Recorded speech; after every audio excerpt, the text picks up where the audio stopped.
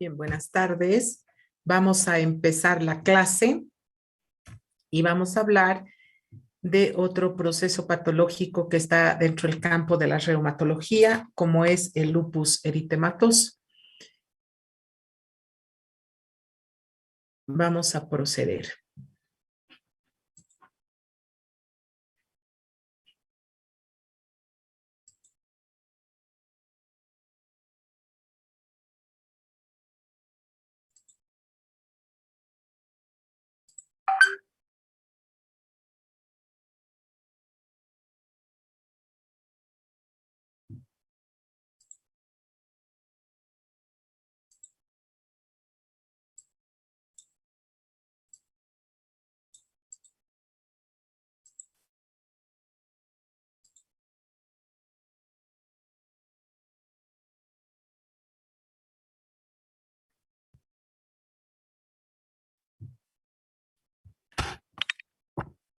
Bien, procediendo con las patologías que corresponden al área de la reumatología en la asignatura de técnicas kinésicas 1, Nos vamos a referir hoy al lupus eritematoso sistémico. El lupus es una enfermedad inflamatoria crónica de larga duración que tiene control, pero es muy difícil su tratamiento y curación. Es multisistémica porque van a ver cómo afecta a muchos órganos y además es una enfermedad que dentro de su etiología hay un amplio porcentaje de investigadores, de autores que dan como etiología, como etiopatogenia, a designarla como una enfermedad autoinmune, que ustedes ya conocen. Las enfermedades autoinmunes son aquellas en las que el sistema inmune, cuya función es proteger a nuestro organismo, por un error, una alteración que se produce en el organismo, el sistema inmune empieza a atacar al propio organismo. Como ustedes se darán cuenta, en las enfermedades autoinmunes, la situación es muy complicada en el entendido de que uno no sabe de qué manera ni cómo, ¿no es cierto?, tratar a la enfermedad porque el propio organismo desconoce a sus células y empieza a producirse el error y el ataque, podríamos decir, al propio organismo. Decimos que es una enfermedad multisistémica porque están comprometidas las articulaciones, están comprometidos tendones también y ligamentos. A nivel de las articulaciones hay artritis, es decir, inflamación de la articulación. Hay manifestaciones a nivel de la piel, como se puede ver en la imagen, el exantema en forma de alas de mariposa. Es decir, a nivel de los pómulos están las alas y a nivel de la nariz está el cuerpo de la mariposa. Por eso se llama exantema en alas de mariposa. Están comprometidos los riñones, los pulmones, el corazón, los vasos sanguíneos y el cerebro. De ahí viene que es una enfermedad autoinmune. A nivel de los pulmones, como pueden ver, hay un derrame pleural, hay problemas cardíacos, hay una inflamación de los riñones, de las articulaciones, hay vasculitis también, o sea, inflamación de los vasos sanguíneos, presencia del fenómeno de Raynaud, que ustedes ya lo conocen, que hemos hablado en la anterior patología, en la fibromialgia. Y por tanto, esta es una patología bastante severa para toda persona que la sufre. Puede afectar a cualquier persona y a cualquier edad, aunque la frecuencia mayor se da entre los 10 a 50 años y en el sexo femenino. Acá tenemos una imagen que vuelve a manifestarnos vuelve a mostrarnos las manifestaciones en los diferentes sistemas, como en el articular, por ejemplo. También hay debilidad muscular, el sistema muscular está también comprometido. De ahí nuestra intervención, porque si nosotros tomaríamos en cuenta el compromiso del corazón con la pericarditis, el derrame pleural con el compromiso pulmonar, el derrame o los problemas renales, etcétera, podríamos decir que nosotros qué hacemos en esta patología, ¿no? O sea, ¿cuál es nuestra intervención? Sin embargo, la persona que sufre de esta patología tiene estas manifestaciones de dolores articulares muy severos. Hay además una debilidad muscular, empieza a presentarse lo mismo rigidez en las articulaciones y por tanto los pacientes van a buscar efectivamente la presencia dentro del equipo que lo trata de un kinesiólogo quien le pueda elaborar un plan de tratamiento que vaya acorde al nivel de la sintomatología, la intensidad de los signos y la presencia de los signos y de los síntomas. Dentro de los tipos tenemos la más común, que es el ES, el lupus eritematoso sistémico, que afecta las articulaciones, los tendones y otros tejidos conectivos, además de órganos, como ustedes han visto. Y el otro es el lupus eritematoso discoide, que afecta fundamentalmente a la piel. El más común, el que tiene mayor incidencia de casos, es el lupus eritematoso sistémico. Hemos dicho, la etiología es hay muchos estudios para poder determinar cuál es la causa de la enfermedad. En muchos casos no se encuentra la misma, se habla de enfermedad idiopática, aunque muchas investigaciones muestran diversas causas para la patología. Dentro de ellas sabemos siempre hay el componente genético, pero también se habla de componentes hormonales, ambientales, inmunológicos. Ya hemos dicho que pues, se puede tratar de una enfermedad autoinmune, y también hay otras vinculadas con el consumo de fármacos. La prevalencia es la manifestación laboratorial del ANA. El ANA es un tipo de reactivo que se utiliza para poder determinar el nivel de anticuerpos antinucleares que se tiene a nivel de la sangre. Y se ha visto que el 98%, casi el 100%, como ustedes pueden ver, dan positivo con el ANA.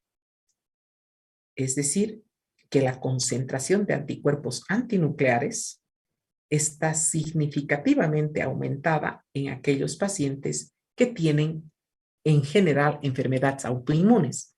Dentro de las autoinmunes está el lupus, y en el lupus se presenta en un 98%. Dentro de la signosintomatología podemos hablar de fiebre, puede haber la erupción cutánea que ustedes están viendo en la imagen eritematosa, hay una poliartritis, es decir, todas las articulaciones están inflamadas, hay enfermedad renal, pleural, cardíaca del corazón, además de que existe una baja de glóbulos blancos, una leucopenia, y hay una hiperglobulinemia, es decir, los glóbulos rojos también están incrementados. Bajan los glóbulos blancos y aumentan los glóbulos rojos. Estas son las manifestaciones articulares que nos comprometen a ser parte del equipo que va a atender a estos pacientes. Hemos dicho que hay una poliartritis, es decir, que están afectadas muchas articulaciones, por no decir todas duelen. Por tanto, al haber una poliartritis hay una poliartralgia, hay dolor articular. Son difusos, no son específicos en un punto como tal. Son migratorios, es decir, estos síntomas, estos dolores articulares, estas artralgias, caminan, unas veces duele más los hombros, otros días las rodillas, otros días es migratorio, es difuso, además de migratorio. Cuando se ve en radiografía, no hay erosión articular, o sea, no pasa lo que pasa en artritis en sí, es decir, empieza a producirse un desgaste a nivel de las articulaciones, empiezan a erosionarse los componentes articulares, empieza a comprometerse incluso los extremos óseos presentes en la articulación. En este caso, no existe una erosión articular ni tampoco se presenta una deformidad como hemos visto en las artritis. Ese es un aspecto característico que tiene que hacer pensar que habiendo una inflamación articular, no se trate de una artritis como tal, sino se pueda pensar en la presencia de esta patología.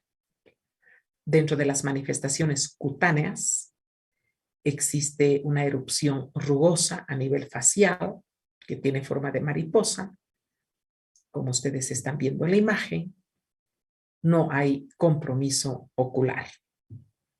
Quiero decir que dentro de los dos tipos de lupus eritematoso, es decir, el sistémico y el discoide, vamos a aclarar, ya hemos dicho que el sistémico es el más común, y en el sistémico también hay manifestaciones, como ustedes pueden ver, a nivel de la piel. En el caso del lupus eritematoso discoide, el compromiso es fundamentalmente a nivel de la piel. Podríamos decir que el discoide es más llevadero que el sistémico, ciertamente, porque en el sistémico, como su nombre lo está diciendo, está afectado el sistema en sí. Está afectado corazones, pulmones, riñones, piel, articulaciones. Entonces resulta que el compromiso en el sistémico resulta ser mucho más grave. Otro de los síntomas que hacen que seamos parte del equipo de atención a un paciente con lupus es la presencia de mialgias, dolores musculares, además de debilidad muscular. El pronóstico es variable. Es variable.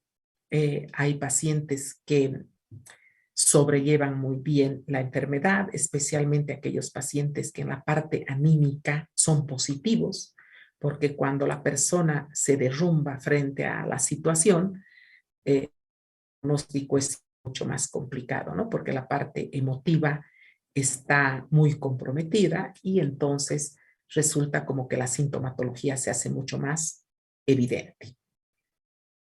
Hay exacerbaciones y remisiones, en cierta manera, y que varían en la intensidad de los síntomas. ¿Qué es exacerbación y qué es remisión?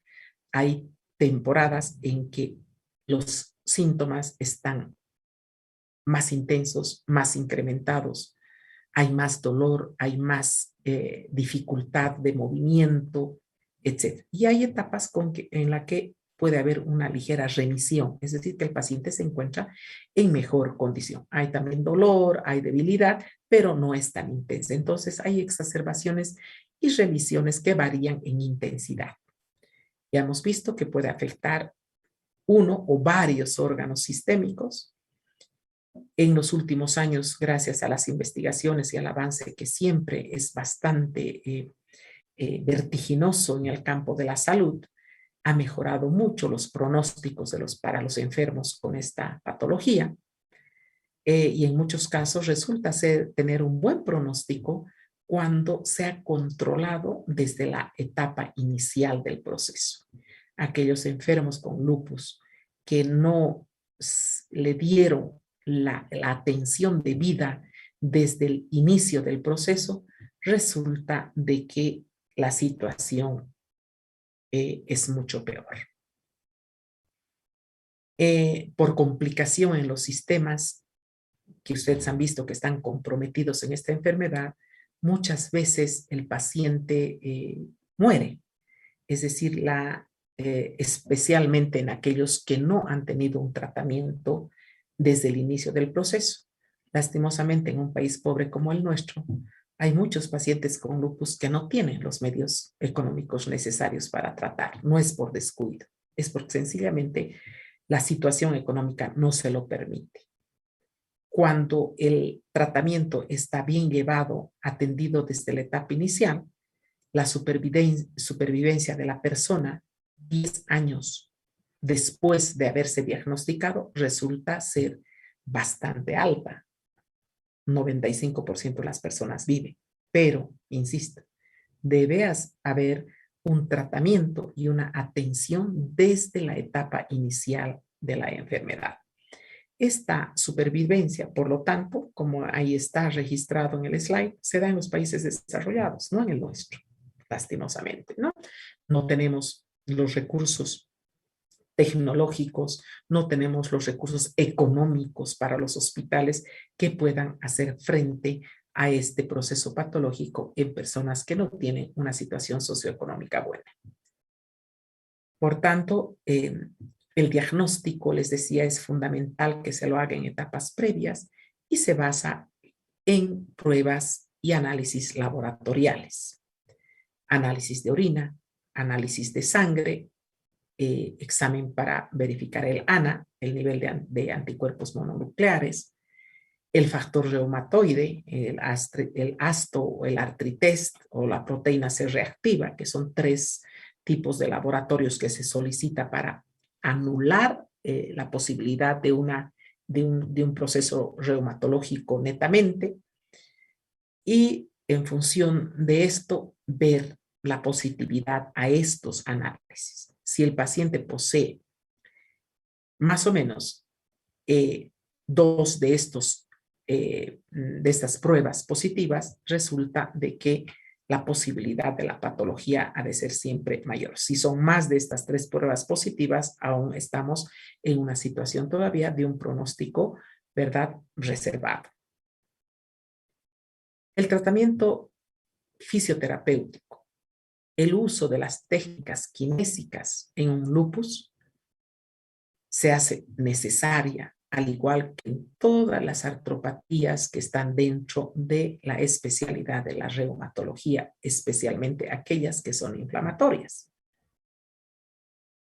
Ustedes saben que todas las enfermedades reumatológicas son crónicas, es decir, no se curan, como no se cura el lupus, pero sí se lo controla.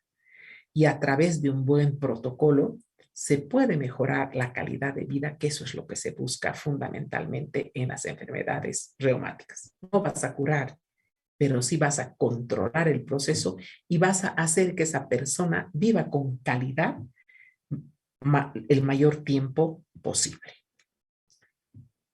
Como ustedes saben, también el tratamiento fisiátrico en estos procesos debe estar acompañado de la medicación. Nuevamente, al tratarse de un proceso inflamatorio, necesitamos antiinflamatorios. Siempre vamos a partir de los AINES, de los menos tóxicos. Y en aquellos casos en los que estos AINES no puedan colaborar, no puedan ser un medio de, eh, de colaboración a la fisioterapia, se va a tener que recurrir a los corticoides. Juntamente con estos antiinflamatorios se utilizan los inmunosupresores. Son medicamentos que se utilizan en aquellas personas que reciben un trasplante. En nuestro medio, ustedes saben, el trasplante renal es uno de los trasplantes que ha gozado de mayor apoyo porque ha tenido buenos resultados, trasplantes renales realizados en nuestra ciudad. Estas personas que sufren y reciben un órgano de otra persona de por vida deben cumplir con el uso de estos inmunosupresores, que son aquellos que evitan el rechazo a ese órgano trasplantado. En el caso de lupus, se debe utilizar los inmunosupresores. También muchos médicos, porque este es un tratamiento fundamentalmente del médico internista, porque nosotros somos parte del equipo, pero no tratamos al paciente con lupus completamente. Somos parte de un equipo multidisciplinario que vamos a tratar la parte que corresponde al sistema osteomiarticular. Pero la parte médica como tal es tratada por un internista y muchos internistas utilizan los antipalúdicos, la cloroquina y la hidroxicloroquina como los 2 medicamentos más utilizados en el paludismo, llamado también malaria. También hay fármacos biológicos, el uso de virus, el uso de vacunas, etcétera, que hacen uso de elementos que son propiamente biológicos de seres vivos y que se utilizan como también apoyo a los fármacos. Por tanto, entonces, aquellas enfermedades como el paludismo y la malaria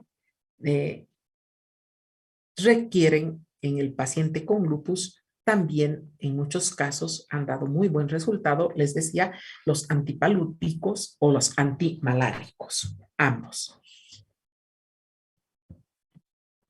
¿Con qué fin vamos a hacer fisioterapia en este paciente? Primeramente, vamos a prevenir aquellas etapas de exacerbación, de recrudecimiento y agudización de los brotes. Es decir, aquellos pacientes que sufren de lupus están con un tratamiento médico, ciertamente, pero que también complementado al tratamiento medicamentoso que está prescrito por un médico especialista, se va a combinar junto a esta terapia la terapia física, fisioterapia, que va a hacer uso de distintas técnicas para el tratamiento. Esto les decía con la finalidad, uno, de evitar las exacerbaciones, los recrudecimientos, pero también no nos olvidemos que el ejercicio en cualquier proceso produce beta-endorfinas. Las beta-endorfinas mejoran el estado anímico de la persona. Entonces, la fisioterapia también en este paciente se hace con esos fines de lograr mejorar la parte psíquica.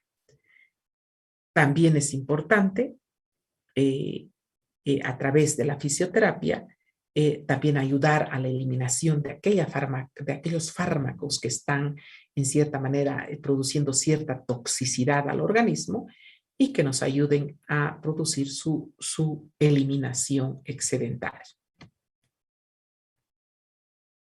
Hemos dicho que el paciente tiene mialgias, tiene artralgias, por lo tanto vamos a hacer un tratamiento fisiátrico, es decir, vamos a hacer uso de agentes físicos como de técnicas kinésicas, junto con la medicación, como los AINES, por ejemplo.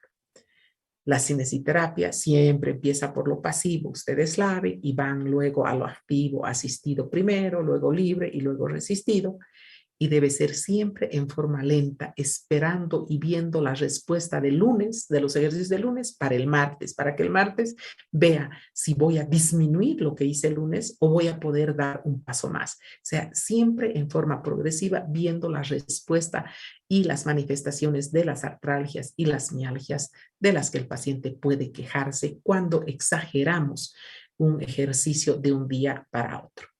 Los estiramientos que se puedan hacer por parte del kinesiólogo deben ser suaves y lo mismo los autoestiramientos, aquellos que el propio paciente los realiza.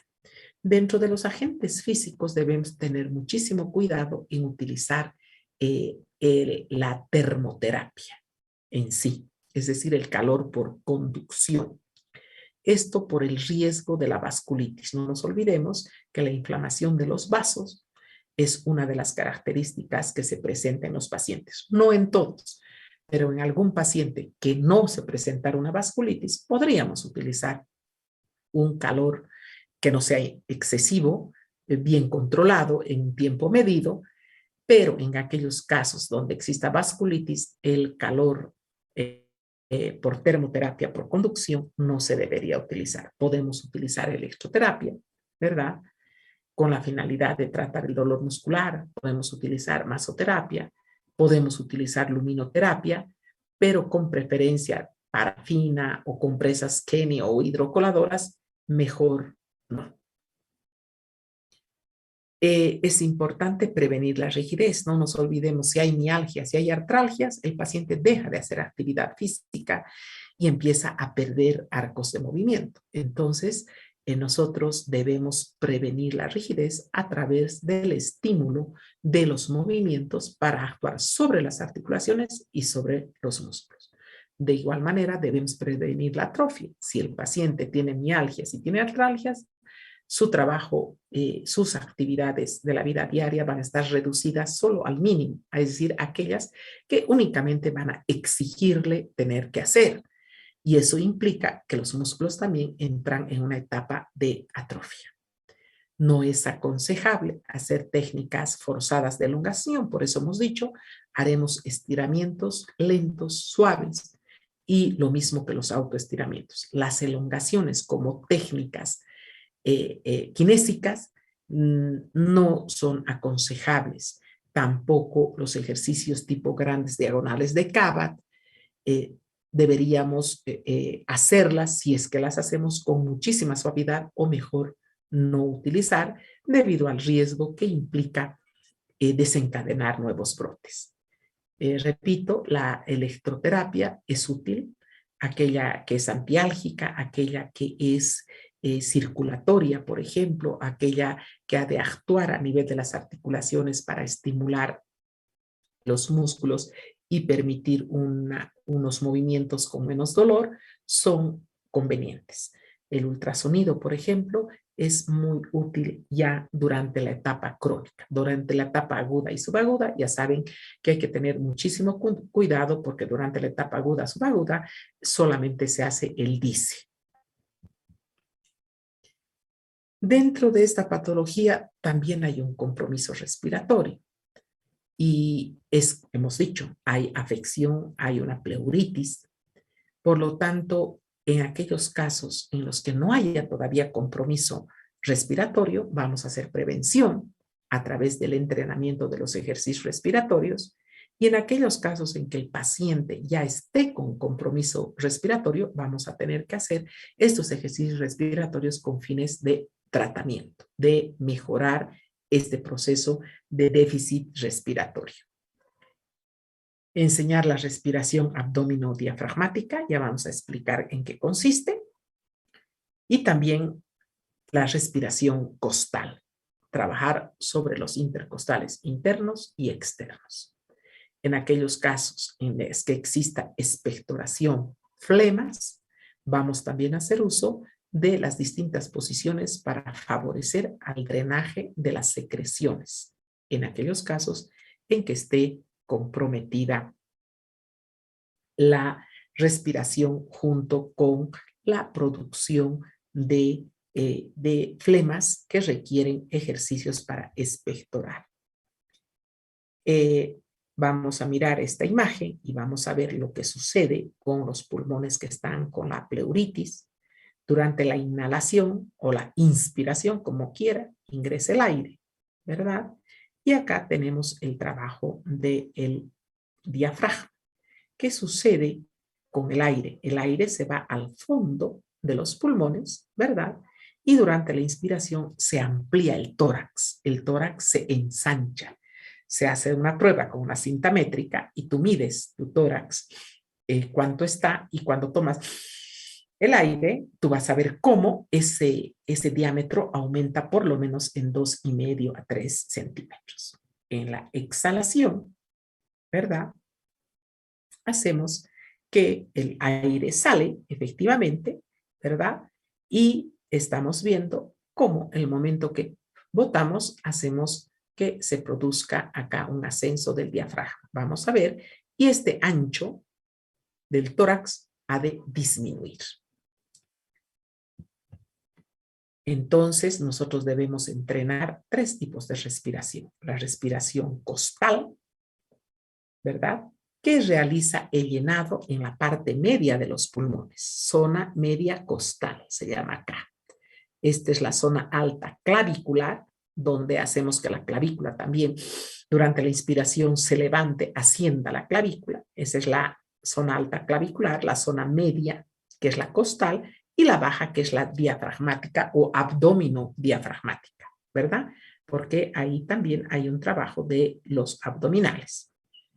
Entonces, la respiración costal, llamada también respiración costal media, porque trabaja sobre la parte media de los pulmones, se debe sentir durante la respiración y la inspiración la apertura de las costillas, y esta respiración resulta ser una de las primeras que se debe entrenar para luego pasar a la respiración alta o clavicular. Miren ustedes esa respiración, el movimiento ascendente que hace la clavícula al inspirar. Ustedes toman aire y ahorita verán esto que estoy haciendo yo. El tomar aire, ven cómo las clavículas ascienden. Esa es la respiración alta clavicular. Y tenemos, acá quiero que miren ustedes, ese es el músculo diafragma, por si no lo conocían. Tiene una forma de paracaídas, miren cómo está, y es quien se mueve cuando inspiramos, se baja, y cuando expiramos, ¿verdad?, asciende. Ahí está, miren ustedes. La persona inhala lenta y profundamente, mete el aire, lleva el aire hasta el fondo de los pulmones y el abdomen se levanta, se infla. ¿Se dan cuenta? miren ustedes cómo se hincha. Y nosotros debemos enseñar al paciente. Tome aire, infle el estómago, hinche, hinche. Esa es la forma como debemos enseñar para que haya un verdadero trabajo pulmonar. Siempre durante la inspiración es como si el aire que entrara se iría al estómago, porque el estómago debe inflarse. Y el momento que se expira, le pedimos al paciente que bote el aire y al mismo tiempo contraiga el abdomen. De esa manera estamos haciendo un buen trabajo y un buen estímulo también al diafragma. Miren lo que pasa con el diafragma. El momento que inhala, desciende el diafragma, se baja. Tomo aire y el diafragma desciende. Boto el aire y el diafragma asciende. Miren lo que pasa con el abdomen. Tomo aire, se infla. Boto aire y se aplana.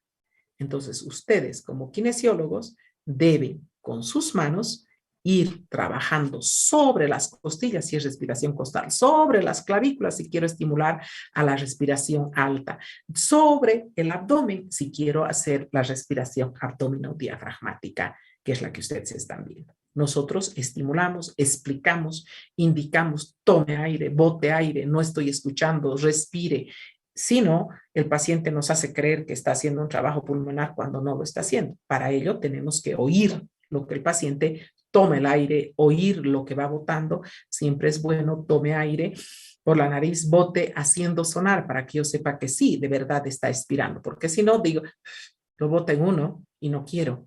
Yo quiero que lo bote lentamente para ver que sí está botando realmente el aire. Más, yo digo, hasta que se queda prácticamente sin aire. De tal manera que la siguiente inhalación ha de ser mucho mejor. Miren ustedes cómo el diafragma, ¿verdad? Hace esos movimientos que estamos viendo acá.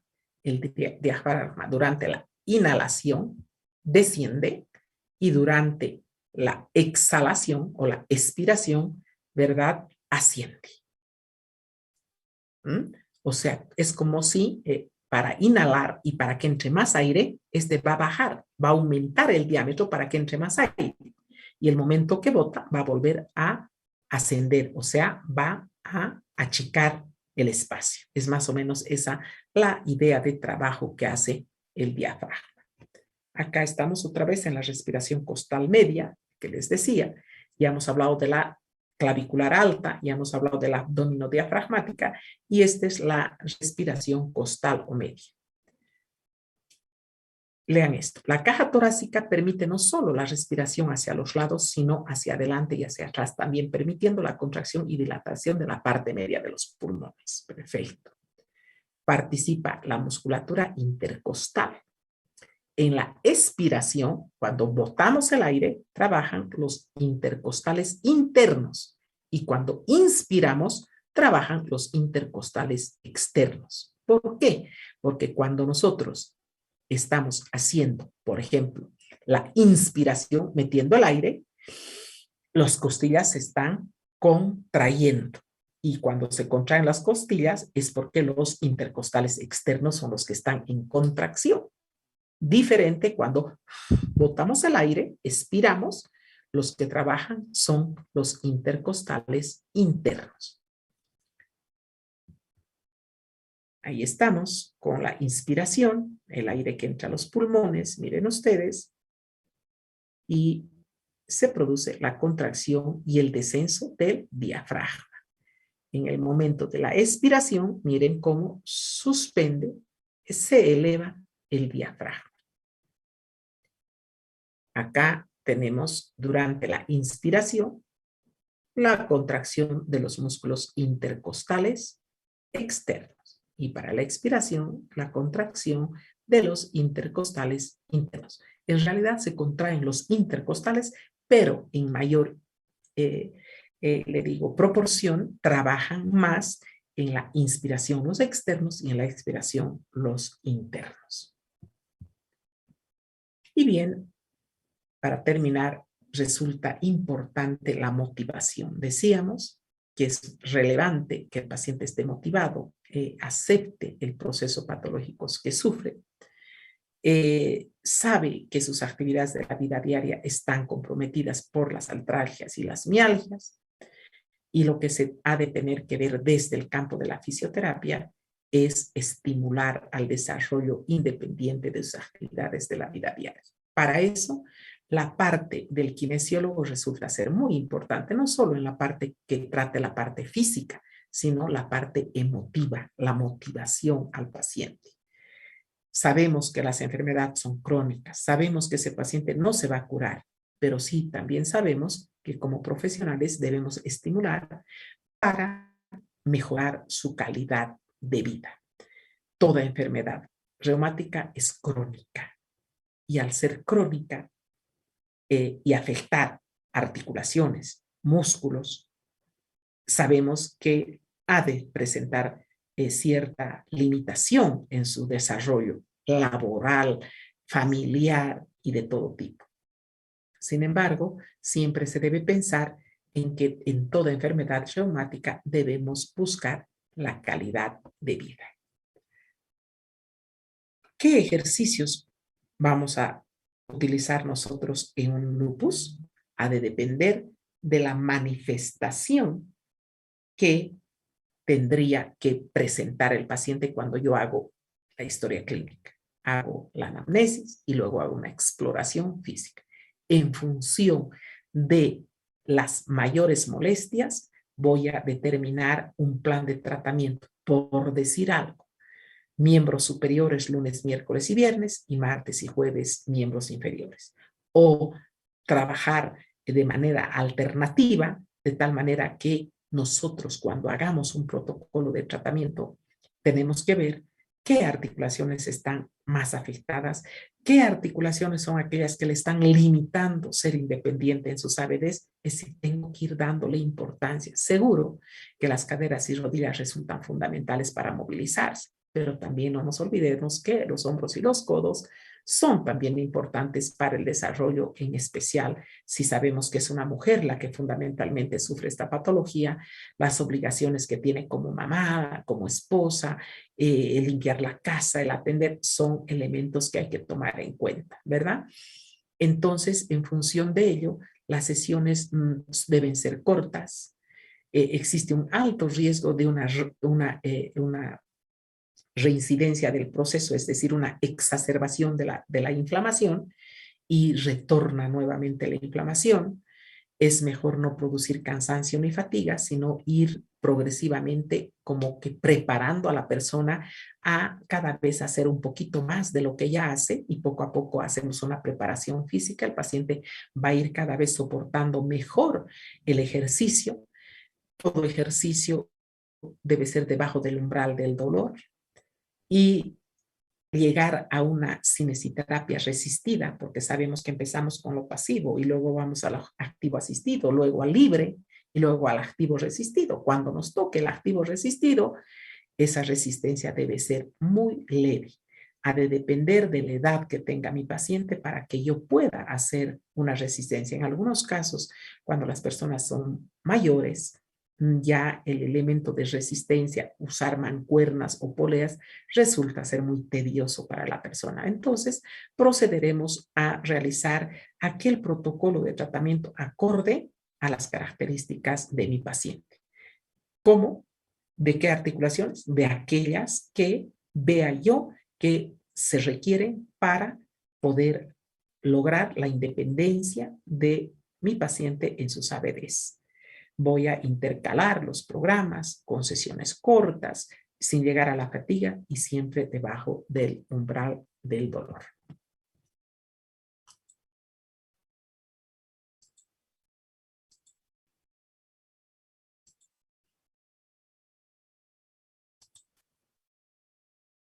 Bien, si alguien gusta tomar la palabra, hacer algún comentario respecto al tema, le escucho. O si alguien quiere hacer alguna pregunta relacionada a las prácticas que empezamos el próximo miércoles, también igualmente tienen la palabra. Yo, Listen, por favor. Es con Adelante. respecto, ya sí, con respecto a la práctica, ¿no? A mí me toca lo que es fractura. Tengo que empezar haciendo las 4 fases, ¿no? Lo que es la inmovilización, haciendo el vendaje de 8 de guarismo, enseñar el vendaje en 8 de guarismo o el vendaje en BLPU. Luego, así sucesivamente, tengo que hacer las 4 fases o directamente me voy Ya, a lo que es post-inmovilización. ya. Me parece muy bien lo que usted me está consultando, joven. Como los videos son cortos, primero tengan claro, jóvenes, por favor, están 95 personas en el aula, aunque supuestamente son 117, ¿verdad? Denme un minutito.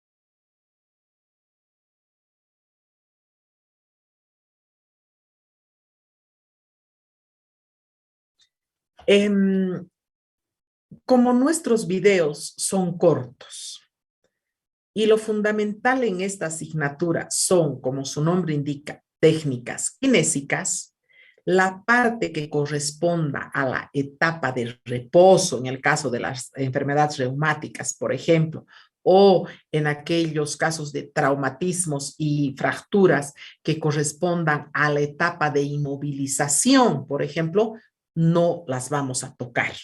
Usted, si quiere decir, el tratamiento está de la fractura de Coles está representada en 3 etapas. Una etapa inicial de inmovilización donde el paciente está con yeso y la etapa que yo voy a hacer, la etapa post-inmovilización, que ha de corresponder a estos ejercicios. Eso es lo que me interesa ver.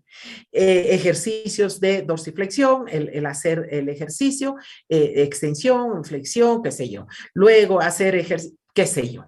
¿Me entiende? Entonces, lo que yo quiero es que fundamentalmente me digan qué técnicas kinésicas van a emplear en esa fractura que les ha tocado. Quieren hacer una breve, como les estoy diciendo, mención de que este tratamiento en algunas patologías hemos hablado de 4 etapas. Quieren mencionar la etapa de inmovilización, menciónenla de que existe una primera etapa de inmovilización, pero ustedes se van a abocar a la parte donde ya implica hacer ejercicio. Por ejemplo, en el caso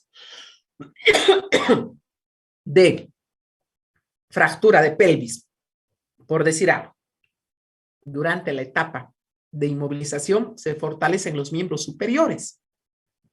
Eso sí me gustaría que me lo digan, porque en la etapa de inmovilización se fortalece, se aprovecha esa etapa de inmovilización para fortalecer los miembros superiores. Ya sabemos con qué fin. Con el fin de que cuando le toque al paciente levantarse de la cama, pase la etapa del quitado del yeso y demás, el paciente tenga la fuerza y la fortaleza de sostener todo el peso de su cuerpo con sus brazos. Y para eso tengo que potenciar unos músculos que son específicos para el manejo de las muletas. Eso no lo pueden dejar de decir. Es decir, voy a en esta etapa hacer ejercicios para codo y para hombro. Voy a fortalecer los pectorales para esto, voy a fortalecer los bíceps y los tríceps con este fin, bla, bla, bla, y va a consistir en esto. Por ejemplo, me estoy adelantando al que le ha tocado fractura de pelvis y de cadera.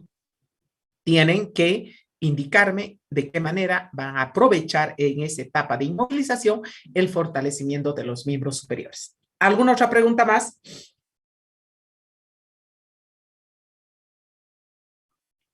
Nada más, perfecto. Hola, Entonces, buenas tardes. adelante. Una consulta sobre el tema del lupus. Eh, el estrés, había leído algunos documentales donde decía que el estrés podía ser un desencadenante para que se dé el lupus o para exacerbar los síntomas del lupus. ¿Eso es cierto? Es cierto, señorita. De hecho, que para exacerbar el lupus y cualquier enfermedad, el estado emocional, anímico, la fortaleza de la persona de aceptar la enfermedad, el yo les digo, el metabolizar que tenemos que vivir con esta patología, porque además es crónica, es un elemento fundamental. Hay personas muy positivas que esa parte psíquica de esa persona colabora impresionantemente a un buen desarrollo de la patología. En este caso en particular del lupus, mucho más. Ya hemos hablado de la parte emotiva, que es fundamental. En muchos casos, en estos enfermos con lupus, se requiere de un psicólogo, porque la persona quiere desbautizarse. No se olviden que son personas jóvenes, 30 años, 35 años, 40 años, 45, o sea, son personas sumamente jóvenes. Entonces, esa persona necesita entender que este proceso la tiene que acompañar de por vida. Entonces, que no quiere decir que me voy a morir, porque no siempre voy a estar en malas condiciones.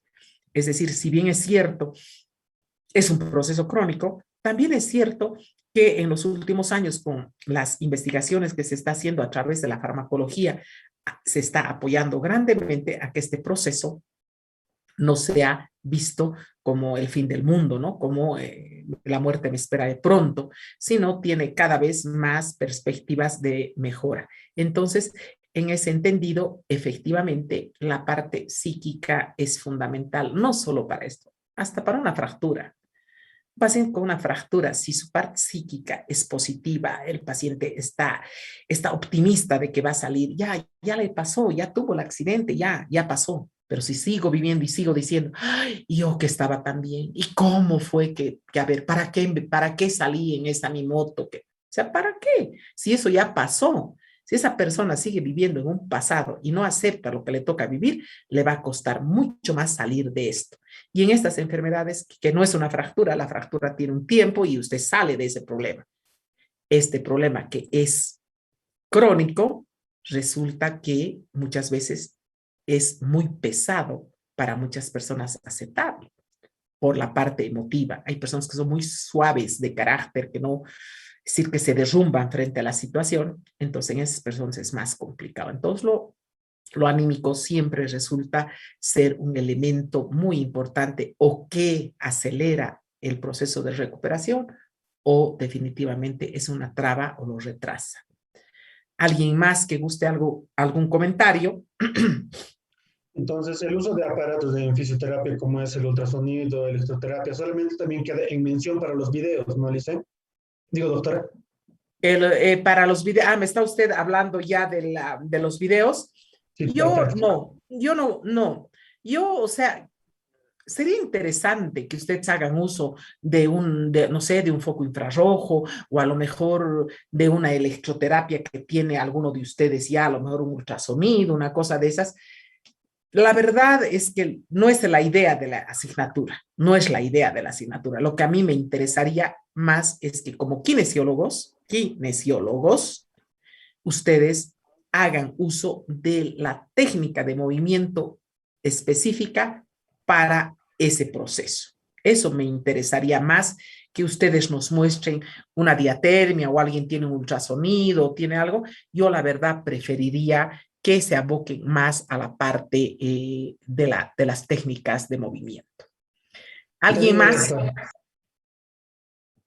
¿Alguien más?